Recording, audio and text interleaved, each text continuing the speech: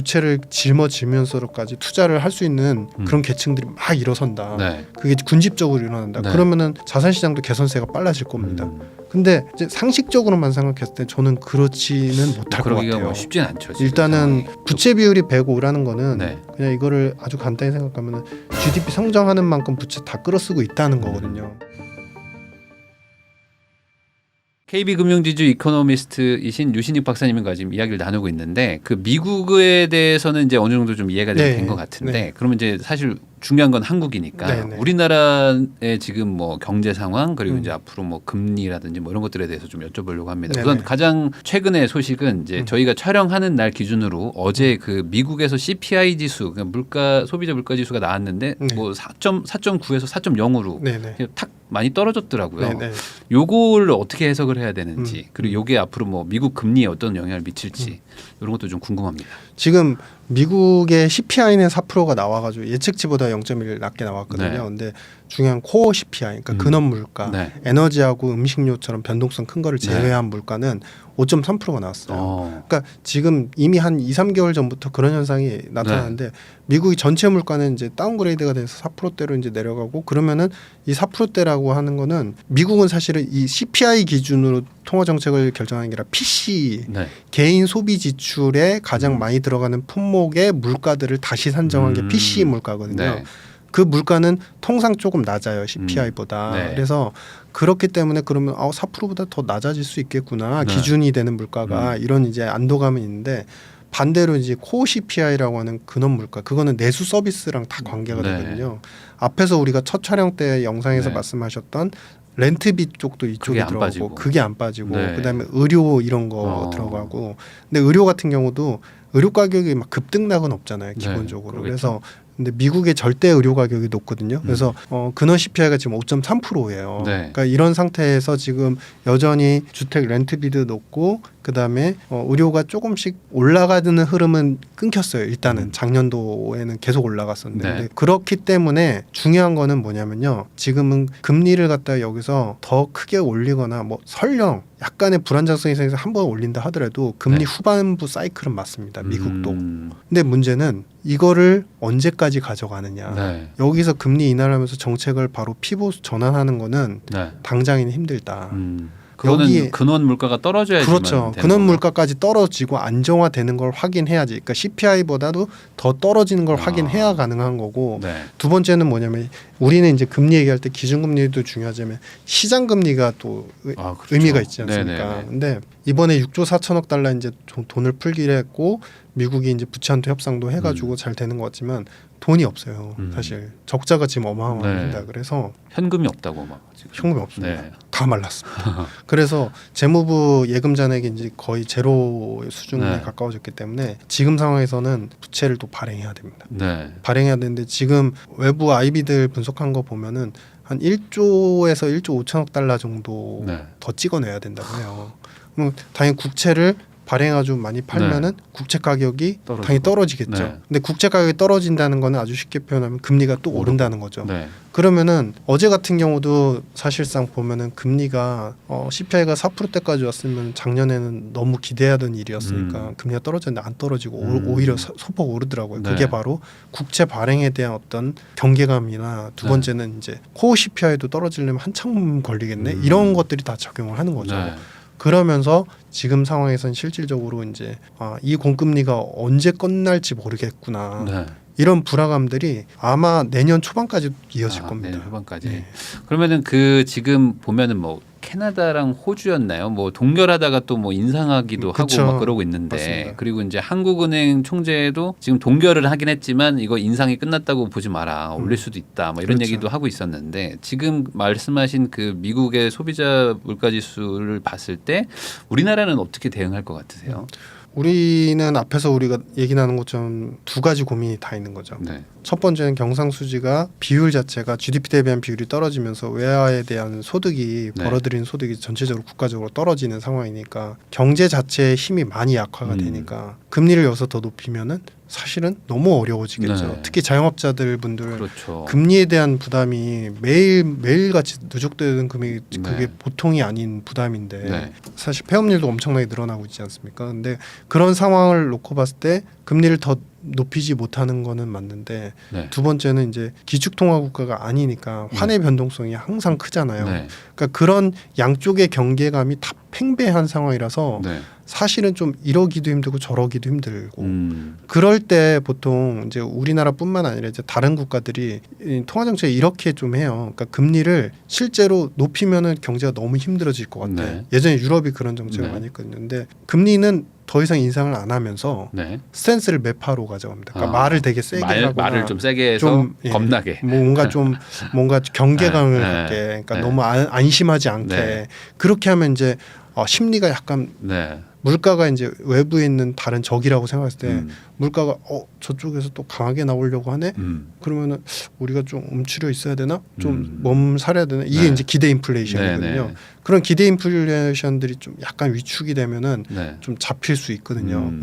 그런 매파적인 스탠스를 좀 보이는 네. 경향성이 나타날 것 같다. 아, 그러니까 뭐 올리기는 좀 쉽지는 않지만 그렇죠. 그렇다고 해서 맞습니다. 또 풀어놔주면 사람들이 또 막 또 과열되니까 그렇죠, 그렇죠. 말은 좀 이렇게 세게 그렇죠, 하면서. 맞습니다. 근데 그런 것들을 감안해서라도 지금 그 시장에서는 금리는 인상은 안 할 것 같고 네. 뭐 오히려 내려가면 내려갔지 이제 동결이다. 계속 네. 이렇게 판단하고 네. 있는데 이제 그거는 맞겠죠. 아무래도 그렇죠. 올리긴 좀 어렵다. 지금 지금 약간은 상황에서. 지금 사실은 경제의 그 체력 자체가 우리 네. 지금 IMF가 1.5% 보지 네. 않았습니까? 우리 성장률을. 근데 네. 내년도에 리바운드가 좀 나와도 2%예요. 근데 우리나라가 잠재 성장률, 그러니까 잠재 성장률이 기본적으로 현재 인력 인구들이 다 이제 고용이 돼가지고 현재 설비를 다 썼을 때 딱 그만큼만 했을 때 적정한 수준이 2%라는 얘기거든요. 네. 근데 내년도 리바운드가 나와서 조금 나아져서 2%라는 거는 내년도 가야 이제 기본을 한다는 거예요. 그러면은 아직 되게 약한 거죠. 네. 전망도 그렇게 센 게 좋은 아닌 것도 거죠. 아니고. 좋은 것도 아니죠. 네. 그래서 결국 반도체가 살아야 우리도 산다 뭐 얘기는 많은데 사실상 이제 반도체 같은 경우는 이거는 또 업황 자체가 특수하다 보니까 네. 이제 그런 부분에 대해서 확인은 충분히 하고 가야 되는 상황. 그래서 단시일 내 뭔가의 리바운드를 세게 기대하기 힘들기 때문에 네. 통화 정책도 여기서 실제로 강건해지긴 또 되게 어려운 상황. 뭐 이런 거. 그러면 그 주식 투자하시는 분들도 좀 저희 채널도 보시니까 또 특히 미국 네. 투자하시는 분들도 많으신데 네. 요즘 또 환율은 또 안정적으로 또 막 가고 그렇죠. 있다 보니까 이게 뭐지 막 하시는 분들도 네. 있어가지고 네. 그것도 좀 설명해 주시면 좋을 것 같아요. 환율이 또 이렇게 1,270원 막 이렇게까지 가는 것 같은데. 일단은 원달러 환율의 패턴에 네. 사실은 1270 위 상단으로 보면 이제 최근에 1330 네. 요 레벨에서 거의 5, 60원 레벨의 네. 갭이었는데 지금 상황은 말 그대로 테크니컬 과정인 것 같아요. 그러니까 펀더멘탈이 경제 전체적으로 봤을 때 무언가 나아지는 흐름 때문에 환율도 변동을 급격하게 한다기보다는 네. 결국에는 미국이 물가도 안정화되고 물론 이제 경계감은 있지만 통화 정책이 후반부 사이클에 왔다라는 이제 그런 것도 있고. 좀 약간의 안도감이 있으니까 더 이상 조금 올라가기는 힘들고 네. 그렇게 본다고 한다면 환율이 이제 달러 강세가 여기서 더 심해지기는 힘들 거지 않습니까? 그런 구조에서 이제 환율이 변동을 하는데 변동을 할 때 남들이 이제 1% 변동을 하면 우리나라는 올라갈 때도 막 3, 4% 변동하고 네. 내려갈 때도 3, 4% 변동하죠. 네. 그만큼 일단은 마켓 자체에 대해서 원화에 대한 수요나 이런 전반적인 수요가 우리 아까 보셨지만 BS로 2%밖에 안 되잖아요. 네. 그러니까 작은 수요와 작은 물량에 의해서도 변동이 되게 많은 구간이에요. 네. 그러다 보니까 지금 또 1330원대에서 너무 한 달 전만 하더라도 불안하게 만들다가 또 떨어지니까 뭔가 좋아지는 거 네. 아닌가라고 생각하시지만 이건 아직은 구조적인 개선은 아닌 것 같다. 아니 제가 이거 왜 여쭤봤냐면 그 테슬라 주식이 요즘에 막 최근에 막 십몇칠 막 올랐다고 네, 사람들이 되게 좋아하시는데 네. 또 환율은 또 같이 떨어져가지고 뭐냐고 막 이렇게 하시는 분들이 있어가지고 네. 아 그러면 환율은 당분간은 좀 이렇게 좀 안정세를 좀 찾으면서 네. 좀 가야지 않을까. 그냥 박스 횡보 추세로밖에 보이지 않습니다. 근데 뭐 예전처럼 우리처럼 막 걱정했던 것처럼 뭐 1,400원 뚫고 막 이렇게 가고 뭐 이런 거의 분위기까지는 좀 아닌 네, 그렇죠. 분위기. 그러면은 이런 상황이라면 결국에 이제 정리해가지고 결론을 좀 듣고 싶어 하실 것 같은데 네, 그러면은 우리나라의 자산 시장은 뭐 어떻게 되는 겁니까? 뭐 예를 들어 뭐 주식이라든지 네. 뭐 어떤 이 자산 시장의 흐름이 어떤 방향으로 가는지를 좀 설명을 해주시면 좋을 것 같아요. 우리 아까 이제 다른 자료 한번 보시겠습니다. 네. 이 자료는 사실 이제 이 RMW가 뭔데 자꾸 나올까 이렇게 네. 궁금하시겠지만 이거는 이제 파마 프렌치라고 하는 이제 교수님 두 분이서 만든 미국 시장 특성을 가장 잘 설명하는 포트폴리오 요인을 5개를 간추린 거예요. 네. 그 중에서 대표되는 이제 포트폴리오가 RMW거든요. 네. 근데 사실은 이제 미국의 전반적인 시장의 분위기나 어떤 시장의 그 특성 자체를 끌어간다라고 네. 보시면 되는데 우리나라뿐만 아니라 일본도 그렇고 사실 미국도 그렇고 그 경제 권역도 비슷하고 금융의 어떤 시스템도 많이 유사한 측면이 있기 때문에 우리나라의 시장도 당연히 따라가죠. 따라가는 패턴이 있는데 네. 이제 절대적인 어떤 수익의 규모나 패턴이 미국처럼 압도적으로 같이 올라간다기보다는 그러진 못하지만 분위기가 전이가 되는 건 사실이잖아요. 그래서 그렇게 보면은 우리의 금융 투자 시장이나 이런 규모나 패턴을 봤을 때 결정적으로 어느 정도는 버텨나가는. 그러니까 미국이 어느 정도 괜찮아지면서 하반기에는 네. 어느 정도 유지가 되면서 네. 이제 미국이 하반기에 좋아진다는 표현은 뭔가 이제 시장이 더 뭐 개선이 되고 수익률이 더 올라갈 것 같으니까 그렇게는 표현을 안 하겠습니다. 왜냐하면 지금은 이 M3 규모가 유동성을 풀면서 다시 늘어날 여지가 있기 때문에 네. 누적 수익률도 유지가 되는 정도지 이 M3가 여기서 치고 나가는 건 아닙니다. 네. 그렇기 때문에 20조 달러, 21조 달러를 유지하면서 네. 이 누적 수익률이 유지가 될 것 같거든요. 그러면 소위 말하면 시킹 알파 장이 되는 겁니다. 시장. 그러니까 그게 뭐냐면 소위 해서 마켓 자체의 흐름은 어느 정도 버텨나가면서 네. 조금 좋아 보이고 괜찮은 포트폴리오, 기업 포트폴리오가 좀 초과 수익을 내는 네, 좀 조금씩. 괜찮은 네네. 수익을 내는 그런 패턴인데 아마 한국도 그런 특성을 따라가지 않을까. 미국의 어떤 금융시장 특성을 많이 따라가는 네. 경향이 있으니까. 아니, 최근에 또 뭐 주식 시장이 좀 약간 좀 좋아져가지고 많은 분들이 또 주식에도 관심을 가지시고 네. 있는데 네. 뭐 비슷하게 그냥 유지 정도 되는 수준에서 마켓 전체는 유지가 되면서 그거를 이제 소위 애널리스트 분들이나 펀드 매니저 분들이 종목장이라고 표현하죠. 네. 정말 좋은 거 그리고 좋아질 것들을 잘 찾는 분들이 네. 좀 전체적인 투자 포트폴리오상 이제 좀 위너가 되시는 그런 국면인 것 같습니다. 그러면 그 부동산 쪽은 기본적으로 좀 경제가 뭐 성장하는 거에 따라서 좀 이렇게 같이 움직이는 경향 같은 것들이 좀 있는 것 같은데 그러면 뭐 그냥 큰 틀에서 한국의 어떤 부동산 시장은 어떻게 움직일 거라고 보세요?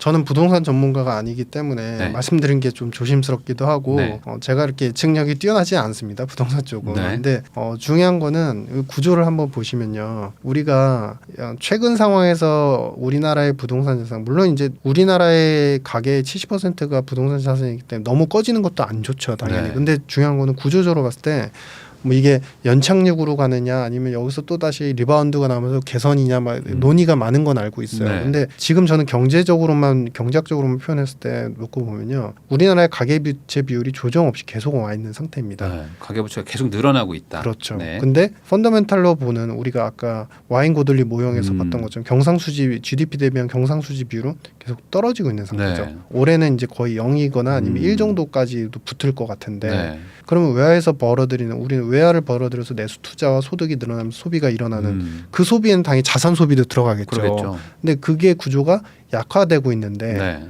그러면 여기에서 자산 시장의 리바운드가 세게 나오려면은 돈이 들어오는 패턴은 이쪽 소득에 대한 부분이 있고 네. 부채에 대한 부분이 있죠. 네. 그러면은 부채 비율이 더 늘어야 된다는 얘기겠죠. 그러면 여기서 그런 판단을 하실 수 있는 겁니다. 여기서 지금 시점에서 무언가 네. 새로운 어떤 이제 경제 인구가 또 이제 뭔가 부상이 돼서 네. 부채를 갖다가 강하게 부채를 짊어지면서까지 투자를 할 수 있는 그런 계층들이 막 일어선다. 네. 그게 군집적으로 일어난다. 네. 그러면은 자산 시장도 개선세가 빨라질 겁니다. 근데 이제 상식적으로만 생각했을 때 저는 그렇지는 못할 것 그러기가 같아요. 뭐 쉽진 않죠. 지금 일단은 상황이. 부채 비율이 105라는 거는 네. 그냥 이거를 아주 간단히 생각하면은 GDP 성장하는 만큼 부채 다 끌어쓰고 있다는 거거든요. 그러면은 그런 상황을 놓고 봤을 때 과연 이제 자산 시장이 빠른 리바운드를 보일 거냐, 약간의 이제 뭔가 좀 조정이나 어떤 그런 흐름들은 음. 당분간 있지 않을까라고 생각을 하고 있고 네. 한 가지 특징적인 게 그 가계부채 비율의 그 패턴이 지금 OECD 전체 평균의 비율하고 놓고 보면요, GDP 대비한 비율이 우리나라의 조정이 없이 계속 올라왔습니다. 근데 지금 OECD 같은 경우는 어느 정도 올라섰다가 이게 미국, 네. 유럽이 좀 낮아지면서 같이 낮아진 거거든요. 이게 뭐 패턴이 조정세를 보이고 있잖아요. 네. 이게 우리 뭐 부채 비율 매일 이제 들으시니까 너무나 이제 그 시청자분들도 다 아시겠지만 그런 경향성이 있습니다. 부채가요, 너무 익숙해지는 국가에서는요, 네. 돈을 벌어도 소비가 항상 그만큼 못 이루어지는, 당연하겠죠. 네. 그게 지금 한국은행에서 어떤 신용 정책 보고서를 이제 쓴 적인데 그 마지노선이 80%입니다. 80%. 그러니까 가계부채 비율이 80%를 넘어가면, 신용 비율이 80%를 넘어가면 버는 돈에서 계속적으로 일정 부분이 항상 이자로 나가기 이자로 때문에 나가니까. 버는 돈만큼 소비가 일어나고 투자가 일어나는 내수 선순환 구조가 힘들어진다, 약화된다. 네. 그러면서 저성장으로 간다. 그래서 80% 미만으로 맞춰야 된다라고 이제 네. 연구 결과가 있었거든요. 아, 그럼 그 궁금한 게 그럼 우리나라는 왜 OECD 평균과 좀 다르게 저렇게 계속 가계부채를 늘려오고 있는 건지. 그 아주 직관적으로 가계 자산이 다 부동산이. 70%니까 사실은 너무 특이한 구조고, 근데 네. 우리나라에만 있는 특이한 이제 전세제도 있지 않습니까? 그런 이제 중첩적인 구조가 결국에는 네. 가계의 자산을 그쪽에 더 몰입하게 하고 그러다 보니 부채에 대해서 더 뭐 어떻게 보면 좀 적극적으로 했다고 해놔야 되나요? 하긴 뭐 전세 대출 대출도 막 풀어주고 그렇죠. 했던 것들이 있다 네. 보니까 그러면 이게 사실은 어찌 보면은 그 금융 쪽으로 자산을 좀 옮겨 놓게 좀 이렇게 방향을 좀 맞춰야지만 이게 해결이 되는 건가요? 그렇죠. 네. 그러니까 이것도 현대화폐론에서 그런 이제 그런 논의가 하나 있습니다. 그러니까 일본이 망한다 그러는데 안 망하잖아요. 네. 그게 잃어버린 30년이라고 표현을 하는데 잃어버렸다고는 하는데 30년 동안 이렇게 그래도 버텨나가면 이게 잃어버린 게 아닌 거거든요. 이게 네. 노멀인 거거든요. 네. 그러니까 그게 뭐냐면은 경상수지에서의 적자가 계속 누적이 되고 이 정부 부채가 많은 상태인데 네. 중요한 건 금융수지, 그러니까 대외 채권을 갖다가 많이 이제 투자를 해놔서 이자 소득으로 금융수지가 좋아요. 네. 뭐 해외에 돈 많이 풀어놨다고 그렇죠. 하잖아요. 그래서 경상 적자를 그걸 다 상쇄를 하는 구조입니다. 네. 그러니까 그 얘기인즉슨 뭐냐면은 금융의 포지션들이 통화의 패권력이 약할수록 금융의 포지션을 외국에 많이 깔아두면 그러면은 해당 통화가 그렇게까지 변동성이 커질 가능성이 크지 않다. 좀 작아질 네. 수 있다. 네, 네. 왜냐하면 말 그대로 예를 들어서 어떤 신흥 수출국 국가가 예를 들어서 우리 저기 브라질 헤아리라고 표현할게요. 네. 브라질이 굉장히 변동성 큰 국가잖아요. 네. 근데 이 국가가 폴란드에도 투자하고 그다음에 독일에도 투자했고 거기다음에 미국에도 투자했고 일본에 투자해서 이자 소득을 계속 어느 정도 계속 받아요. 매월. 네. 그렇게 되면 사실은 이 통화가 굉장히 갑작스럽게 그 커런시 크라이시스, 그러니까 통화 가치가 굉장히 신뢰성이 떨어질 거라고는 생각 안 할 수 있겠죠. 왜냐하면은 헤아라를 투자한 사람 입장에서 헤아라 채권을 산 사람 입장에서 이 나라는 어쨌든 이자 소득이 계속 들어오니까 이 기본적으로 채권이 그렇죠. 기본적으로 채권이 갑자기 부도나거나 그러진 않을 거야라는 믿음을 갖게 되잖아요. 그래서 그 기축 통화가 아닌 통화 패권력이 약한 이제 신흥 수출국들이나 이런 국가들일수록 금융자산 대외 포지션을 늘려야 된다. 그래서 우리나라도 금융위기 이후에 사실은 금융자산의 포지션을 많이 늘린 걸로 알고 있고 실제로 많이 순 대외 채권 국가로 이제 됐는데 그 규모가 아직도 우리나라 순 대외 채권 규모가 일본에 비하면 거의 10분의 1입니다. 그 규모를 좀 더 많이 늘어 나가면 아마도 이런 금융에 대한 약화, 열악성들을 좀 많이 좀 보완을 하지 않을까 이렇게 생각합니다. 그러면은 이제 궁금한 거는 이제 결국에 이 부동산에 계속 이렇게 돈이 몰리는 것 자체가 사실 저도 부동산 투자를 하지만 이런 상황이기 때문에 하는 것이지 이렇게 더 이상 부동산에 돈이 몰리지 않는다면 부동산 투자를 하고 싶어하는 사람들의 어떤 수요도 많이 낮아질 것 같은데 그러면 그렇겠죠. 이런 것들을 좀 금융 쪽으로 옮기든지 뭔가 네. 좀 방향을 좀 바꿔줄 수 있는 어떤 계기나 뭐 방법 같은 건 없는 건가요? 계기는 이거는 이제 저보다 더 훌륭하신 이제 정책자분들이 만드실 거라고 생각을 하고 믿고 기대하고 있는데 아마도 이제 국가 전체적인 포트폴리오도 좀 많이 바뀌어야 되겠죠. 이제 우리의 포트폴리오도 이제 금융 쪽에 대한 포지션들이 대외적으로 많이 늘어나는 부분, 그다음에 두 번째는 제도적인 부분들도 이제 결국에는 무조건 이제 집에 투자해야 된다라는 관점을 변화시킬 수 있는 정책들, 뭐 세부적으로 여러 가지가 있을 텐데. 뭐 그런 미세한 정책들이 좀 나오면서 좀 주거로서의 안정적인 이제 제도로서 네. 정착이 되는데 이제 기여를 하지 않을까. 근데 일단 기본적으로 이제 저의 그냥 개인적인 생각은 전세라는 제도가 있기 때문에 이런 이제 주거로서의 개념으로 이제 전환이 되는데 시간이 상당히 좀 많이 걸리지 않을까 이런 생각을 하고 있습니다. 그러니까 아까 기축통화 말씀하실 때 결국에 대안이 올라와줘야지 이게 좀 바뀔 맞습니다. 수가 있는데 네, 우리나라는 시소 게임이죠. 그렇죠. 이게 시소로 할 수 있는 그 대안 자체가 좀 약한 그렇죠. 것 같아요. 금융 쪽 맞습니다. 투자해서 돈 벌었다는 얘기를 또 많이 못 듣기도 하다 맞습니다. 보니까 계속 부동산 쪽으로 좀 가는 것 같기도 네. 한데 아까 말씀하신 것처럼 우리나라 사람들이 또 유독 뭐 해외 투자 이런 거 하면 뭐 벌써부터 막 싫어하고 그렇죠. 우리는 무조건 우리나라에서 뭘 해야 돼 막 이런 마인드도 좀 많은 것 같아가지고 거기서 한 가지 팁으로서 말씀드리고 싶은 게 있는데요. 우리나라 이제 금융자산의 RMW라고 하는 미국의 네. 그 위닝하는 포트폴리오 보셨잖아요.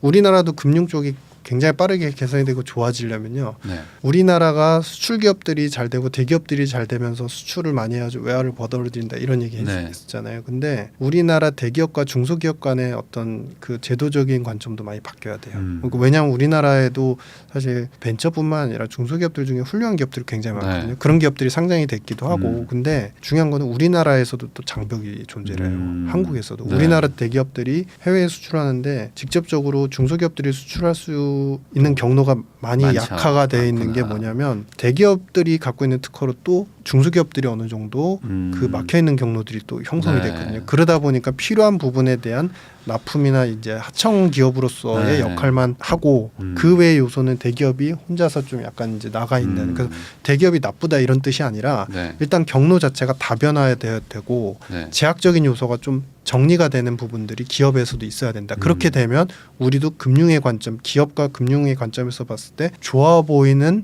그런 회사들이나 어떤 투자의 기회들이 많이 더 열릴 수 있을 것이다. 이렇게 보고 있습니다. 네, 그럼 정리하면은 뭐 주식이나 부동산이나 뭐 당장에 어떤 막 급등이 일어나거나 뭐 그럴 상황인 거는 뭐 아닌 것 같고 네. 그리고 이제 경제가 뭐 당장 뭐 많이 좋아질 수 있는 네. 상황도 아닐 수 있기 때문에 네. 뭐 마음 급하게 뭐 생각하실 필요는 없을 네, 것 맞습니다. 같네요. 뭐 그렇게 정리하면 될 것 같습니다. 그러면 이제 마지막으로 이제 우리 시청자분들이 그래도 뭐 투자를 좀 좋아하시고 어떻게든 네. 재테크를 통해 가지고 자산을 좀 불려보려고 하시는 분들이 네. 있기 때문에 네. 뭐 이코노미스트 경제학자로서 네. 한번 뭐 조언 같은 거 해주시면 좋을 것 같습니다. 지금은 이제 첫 번째 포인트는 우리가 그 오히려 작년도에 통화 측면에서 봤을 때 외화가 포트폴리오가 너무 달러가 강세 구간에서 이제 좀 조정을 보면서 이제 서서히 안정화되는 구간으로 가기 때문에 네. 작년도에 너무 약세를 보였던 포트폴리오 외화 중에서 특히 이제 예를 들어서 네. 꼭 이걸 하시라는 말씀은 네. 아니지만 옌 같은 경우도 서서히 이제 투자의 기회를 좀 엿보실 수 있을 네. 것 같고요. 엔화 투자. 그렇죠. 두 번째 같은 경우는 미국 국채가 이제 이자율 자체가 아직도 높고 네. 당분간 더 높을 거다. 고금리라고는 했지만 이 구간이 끝나면은 결국엔 미국은 또 돈풀기 정책으로 몰입이 되고 다음 스테이지에도 또 돈풀기 정책이기 때문에 그렇게 되면은 이제 금리가 서서히 떨어질 수 있어요. 그래서 네. 국채에 대한 투자도 좀 천천히 하반기부터 내년 초까지 천천히 보시고 마지막 세 번째는 중요한 부분이 이제 금융 투자 요즘에 또 주시장에 대한 관심도가 또 되게 많으신 네. 것 같더라고요. 근데 이거는 어떻게 보면은 거시를 보는 이코노미스트 입장에서는 세부적으로 말씀드리기는 힘든 상황이 네. 이거는 완전한 알파 시장이거든요. 그러니까 잘 찾아야 되는. 네. 그래서 그런 부분에 대해서는 충분히 공부를 하시고 네. 그리고 접근을 하시면 좋겠다. 네. 네. 지금 뭐 대세 상승장 뭐 이런 거라고 보긴 또 어렵고 네. 개별적으로 막 개별주들이 네, 막 맞습니다. 움직이는 거기 때문에 이제는 몇 년 전과 좀 다르게 이제 좀 네. 공부를 해가면서 네. 이제 좀 그 본인의 어떤 실력을 키워야지만 돈을 또 벌 수 있는 네.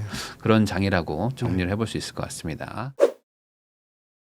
오늘은 KB금융지주 유신익 박사님을 모시고 글로벌 경제 흐름부터 뭐 우리나라에 어떤 영향을 주는지 그리고 이제 우리나라 자산 시장의 방향성까지 이제 살펴보는 시간을 좀 가져봤습니다. 지금까지 저는 부익남 TV의 부익남이었고요. 시청자분들한테 다시 한번 봐주셔서 감사하다는 말씀 전하고 저도 박사님과 인사 나누도록 하겠습니다. 박사님 오늘 고생 많으셨습니다. 불러주셔서 감사합니다. 감사합니다. 감사합니다. 네.